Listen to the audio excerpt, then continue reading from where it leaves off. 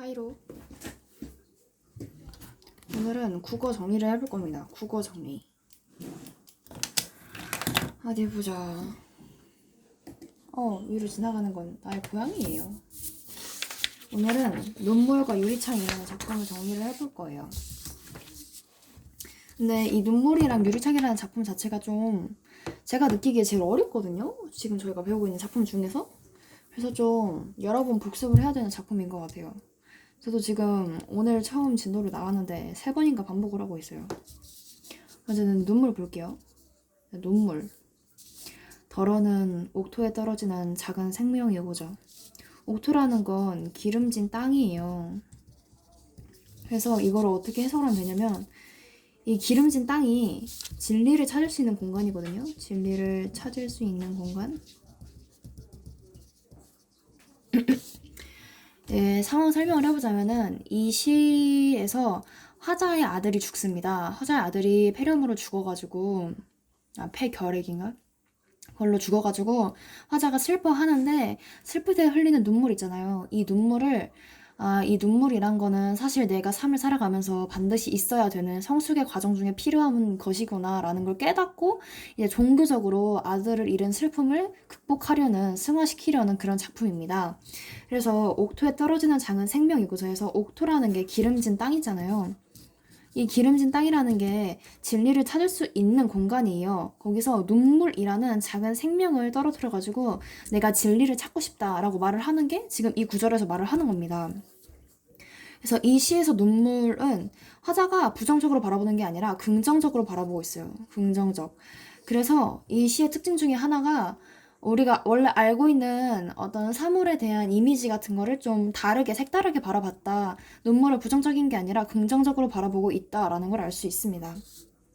그래서 옥토가 진리를 찾을 수 있는 곳 기름진 땅이고 떨어지는 작은 생명이고죠. 자, 생명인데요. 이게 그러니까 즉 눈물이라고 했잖아요. 눈물을 이제 생명으로 빗대어가지고 내가 진리의 싹을 틔우고 싶다 뭐 이런 거라 했잖아요. 그러니까 생명이라는 거 원래 눈물이라는 거는 실제로 이제 진짜 있는 그런 사물은 실제로 있는 건데 생명이라는 약간 좀 추상적인 개념을 빗대었으니까 이거는 이제 반대죠? 원래는 추상적 개념의 관념의 구체화라고 하는데 이거는 그것보다는 뭐지 실체가 있는 대상인 눈물을 추상적인 관념에 빗대어서 표현을 하고 있는 거죠. 그리고 이 구절 있잖아요. 옥토에 떨어지는 작은 생명 이 구절이 원래 진짜 성서에 있는 내용이에요. 성서가 맞나? 어쨌든 그래서 여기가 진짜 있는 구절을 약간 좀 다르게 표현을 한 거야. 이 화자의 방식으로. 그러니까 이거는 기독교적인 성격을 되게 강하게 띠고 있다는 걸 알 수가 있죠. 맞잖아요. 이 시의 특징 중에 하나가 아들 잃은 슬픔을 기독교적인 이제 종교를 승화하려고 한다 해서 이 작품 전체에 이제 기독교적인 느낌이 잘 깔려 있습니다.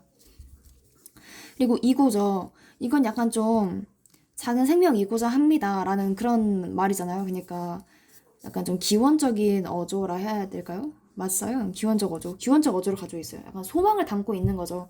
그래서 옥토에 떨어지는 작은 생명이고자 합니다. 이렇게 하느님한테 이렇게 말을 하고 있는, 소망을 빌고 있는 거죠. 그래서 1년을 정리를 해보면요.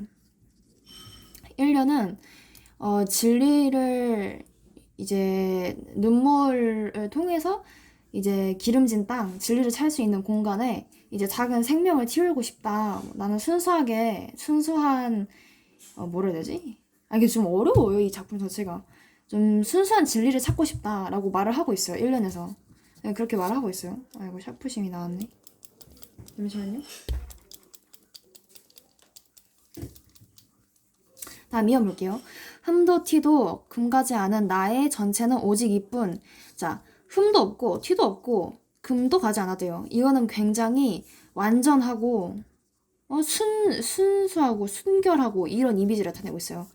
나의 전체는 오직 이뿐.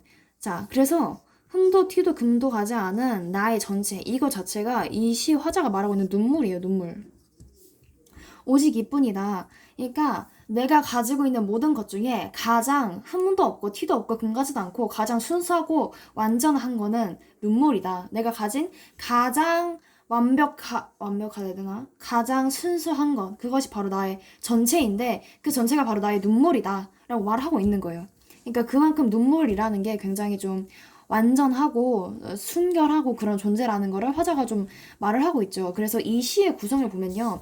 어, 시인이 눈물의 의미에 대해서 혼자 사색을 해요. 혼자 생각을 하는 그런 시예요. 그래서 첫 연에서는 눈물은 생명 같다라고 생각을 하는 거고, 두 번째 연에서는 눈물은 나의 전체이다. 굉장히 완전하고 나의 모든 것 중에서 가장 완전하고 이제 순결한 것이다. 이렇게 말하면서 점층적으로 눈물의 의미에 대해서 쌓아갑니다. 점층적으로. 이 눈물이 무엇일까 하면서 눈물의 의미를 쌓아가고요. 그 신에 대한 소망과 자신의 믿음 이런 것들을 좀 쌓아갑니다. 그리고 오직 이뿐 하면서 굉장히 이거 단정적이라고 하거든요. 단정적어조? 단정적이라는 게 자기만의 확신을 가지고서 이거는 정말 내 말이 맞아 라고 딱 확신을 하는 그런 말투예요. 근데 여기서도 나의 모든 것 중에서 가장 금가지도 않고 가장 완전하고 순수한 것은 오직 이뿐이다 라고 딱 말하고 있잖아요. 이건 나가 맞아 이렇게. 그러니까 이거 단정적 어조로 활용하고 있다라는 걸 알 수가 있습니다. 설명 볼게요. 더욱 값진 것으로 드리라 하올제 나의 가장 나중 지닌 것도 오직 이뿐이라고 했는데 더욱 값진 것을 드리라 하올제 이 하올제가 굉장히 좀 경건한 어조예요. 경어체라거든요. 이런 거를. 경어체가 상대방을 존중하는 말투인데 이제 하나님한테 말을 하고 있으니까 굉장히 경건하게 말을 하겠죠. 그래서 이런 경어체를 사용해가지고 작품에 약간 좀 경건하고 이런 분위기를 좀 주도를 합니다. 분위기 주도.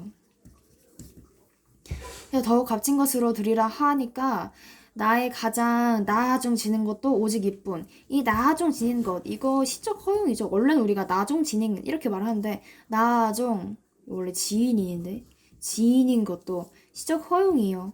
시적 허용. 그래서 강조를 하는 거죠. 눈물이라는 게 나의 가장 끝에 있는 거다. 하나님이 가장 끝에 만드신 건데 그게 바로 나의 가장 근원적인 거다라는 걸 강조를 하기 위해서 나중 지인이라는 시적 허용을 말을 하고 있는 겁니다. 값진 거. 그러니까 가장 값진 거. 내가 가지고 있는 것 중에 가장 값진 것이 가장 나중 지닌 것도 오직 이뿐이다. 말하면서 이제 눈물의 의미에 대해서 말을 하고 있어요. 그러니까 가장 나중이라는 게 뭔 뜻이냐면 여기를 보면 이해가 될 거예요. 근데 잘못 이해할 수도 있지만 이게 되게 중요한데요. 아름다운 나무의 꽃이 시듬을 보시고 열매를 맺게 하신 당신은 나의 웃음을 만드신 후에 새로이 나의 눈물을 지어주시다라고 하고 있어요. 아름다운 나무의 꽃이 시듬을 보시고 열매를 맺게 하세요. 자, 아름다운 나무가 있는데요. 여기에 보이나요? 여기에 꽃이 있어요. 꽃이 있고 이 꽃이 시든 후에 열매가 생기잖아요. 열매. 그러니까 이 화자가 보기에 이 꽃은 아름답긴 하지만 영원히 갈 수 없는 거예요. 그래서 이 꽃이 시들고 여기 중간에 슬픔이 있겠죠. 내 꽃이 시들었으니까. 하지만 이 슬픔이 있고 나서야 근본적으로 가장 가치 있는 열매가 열린다. 이렇게 화자가 보고 있어요. 그래서 화자는 꽃을 그렇게 긍정적으로 보고 있지 않아. 잠깐 어차피 나중에는 언젠가는 시들어버리는 정말 잠깐적이고 외면적인 그런 삶의 기쁨이다 해서 꽃을 그렇게 긍정적으로 보고 있지 않고요.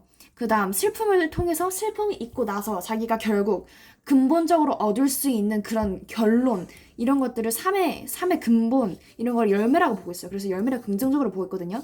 이것과 마찬가지로 이거를 자기 삶에 비유를 해가지고 나의 웃음을 만드신 이후에 나의 웃음이라는 거는 내가 내 아들과 있었을 때 그 행복한 시간 이런 것들 나의 웃음 이런 것들이 있고 나서 그 다음에 아들을 잃었죠. 그래서 슬픔이 있어요.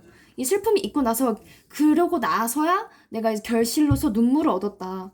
그래서 이 화자는 또한 웃음을 제가 잠깐 동안인 것이라고 보고 이거 삶 중에서 이 슬픔이라는 게 내가 삶을 성숙해져 가는 과정에서 이게 열매가 피는 과정도 되게 나무가 성숙해지는 과정이라고 볼 수 있잖아요. 그러니까 이것도 내가 삶을 살아가면서 성숙해지는 과정에서 슬픔이란 거는 꼭 필수적으로 있어야 되는 것이고 웃음은 잠깐뿐인 것이지만 외면적인 것이지만 결국은 눈물이 나의 근본적인 것이다. 이렇게 표현을 하고 있는 거예요. 그래서 여기서 대조적인 표현이 뭐가 쓰였냐면은 자 꽃이랑 열매 나의 웃음이랑 나의 눈물 이렇게 해서 얘랑 비슷한 것으로 엮이고 있는 거고요. 얘랑은 지금 대조적으로 쓰이는 거예요. 물론 얘랑도 대조적으로 쓰였다고 볼 수가 있습니다. 그래서 아름다운 나무의 꽃이 시덤을 보시고 열매를 맺게 하신 당신은, 이게 강의를 보면요. 그, 이 화자가 이 시를 쓴 이유라고 나오거든요. 시작의 이유. 사실 이해가 잘 안 가긴 해요. 아름다운 나무의 꽃이 시듬을 보시고 열매를 맺게 하신 당신은, 아름다운 나무에 꽃이 시들었다는 것 자체가 아들이 죽었다는 거예요.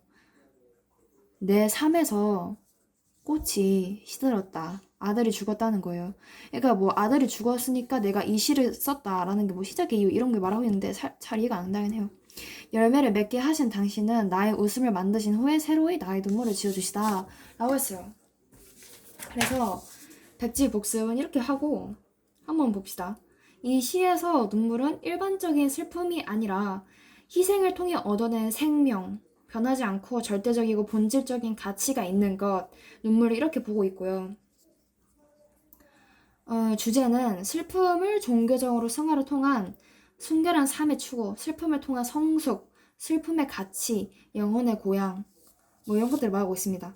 그래서 이 시에서 눈물이라는 것 자체가 그냥 단순히 슬픈 것, 슬퍼서 나오는 것 이런 게 아니라 내가 성숙, 슬픔을 통해서 성숙을 이룰 수 있다. 이런 걸 말하고 있는 거고요. 아까 말했듯이 점층적으로 이제 눈물의 의미를 쌓아가면서 절대자를 향한 순수한 삶의 기원과 소망이 점층적으로 강조가 됐다. 그래서 결론적으로 이 눈물이라는 것 자체가 절대자께서 나의 웃음을 만드신 후에 마지막으로 만드신 것이고 이것이 절대자의 은총이다. 이렇게 내가 슬픔을 통해서 나의 삶의 본질을 이룰 수 있는 것 자체가 이제 절대자의 은총이다. 그러니까 아들의 죽음을 단순히 슬픈 거라고만 보지 말고 아들의 죽음은 절대자가 나에게 은총을 내리기 위해서 내가 삶에서 한 단계 성숙해지기 위해서 일부러 하신 것이다 라고 생각을 하면서 슬픔을 달래고 있는 거예요. 절대자의 은총이다. 절대자의 은총이다 라고 말을 하고 있습니다.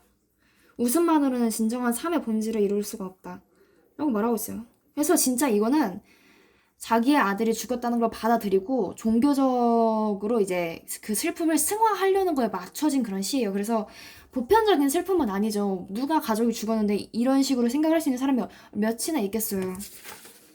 근데도 이분은 종교적으로 이제 슬픔을 승화를 했다. 그리고 이제 눈물이라는 원래는 부정적인 이미지지만 시어의 일상적인 의미를 새롭게 해석을 했다라고 말하고 있습니다. 그래서 이 시의 특징은요. 갈래는 자유시 서정시고 성격이 종교적, 명상적, 상징적, 서정적인데 상징적이라는 건 아까 했죠. 이 뭐 꽃이 상징적인 거 뭐 웃음이고 열매 상징적인 거 눈물이고 이런 거 했었는데 종교적인 것도 아까 기독교가 나왔고 근데 명상적이라는 건 이 화자가 혼자서 계속 생각을 하면서 눈물의 의미에 대해서 사색을 하는 게 이 시예요. 그러니까 명상적, 혼자서 이제 생각을 한다 해서 명상적이라는 특징이 있습니다. 그러니까 어조가 중요한데요. 아까 말했듯이 기원적 어조가 있고요. 신에 대한 소망과 기원. 나 이렇게 되고 싶어요. 옥토에 떨어지는 나의 삶의 진리를 찾고 싶어요. 진리를 찾을 수 있는 공간에 나의 눈물을 흘려가지고 생명을 싹 틔우고 싶어요. 뭐 이런 식으로 기원적 어조를 말을 하고 있고요. 이게 단정적 어조는 여기서 나왔고 슬픔을 신의 섭리로 인식하고 그것을 극복하고자 하는 화자의 의지를 단정적으로 표현을 했다. 나의 전체는 오직 이뿐. 흠도 티도 금가지 않은 나의 전체는 오직 이뿐. 슬픔이라는 것 자체가 굉장히 완전한 것인데 그래서 이 완전한 것은 하나님이 주신 거고 이것은 신의 섭리이다. 신의 섭리가 어디 있었더라? 아 그래. 이 아름다운 나무의 꽃잎이 시담을 보시고 이거 자체가 그 자연의 섭리를 말을 하고 있고요.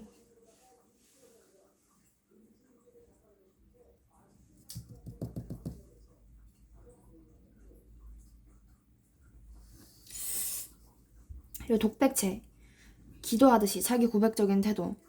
계속 혼자서 말하고 있죠. 누구랑 대화를 하고 있는 게 아니잖아요. 혼자서 생각하고 있는 거잖아요. 독백체고 경어체가 아까 나왔고요. 그래서 경건하고 엄숙하고 차분한 분위기를 조성을 한다.